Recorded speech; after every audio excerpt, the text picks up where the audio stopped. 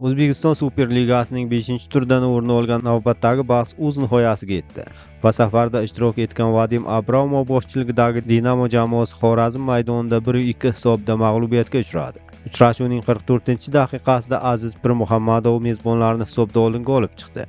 72-daqiqaga kelib Til Mavretich o'yindagi farqni bartaraf etdi, ammo 75-daqiqada samarqandliklar futbolchisi Ravshanbek Yagudin avtogol muallifiga aylandi va shu orqali Xorazm muhim 3 ochkoni qo'lga kiritdi. Ushbu g'alaba Xorazm jamoasiga Sergey Tokov shogirdlarini 7 ochkoga yetkazish imkonini berdi va ular musobaqada 7-o'ringa ko'tarildi.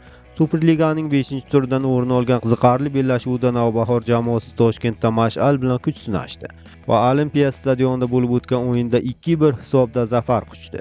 Uchrashuvning 37-daqiqasida Diyor Xolmatov hisobni ochdi va jamoani oldinga olib chiqdi.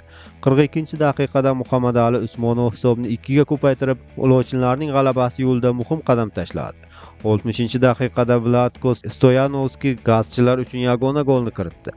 Lekin bu mehnatli harakat natijasida ochkolarni qo'lga kiritishga yetarli bo'lmadi.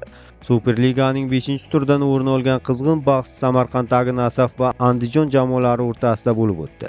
Ushbu bellashuvda Ajdarlar jamoasi 1-0 hisobda g'alaba qozonishga muvaffaq bo'ldi. O'yindagi yagona va hal qiluvchi gol 77-daqiqada Murodbek Rahmatovning aniq zarbasi orqali qayd etildi. Bu g'alaba Nasaf uchun muhim ahamiyatga ega bo'lib, jamoa ochkolar sonini 10 taga yetkazdi va turnir jadvalida 4-o'ringa ko'tarildi.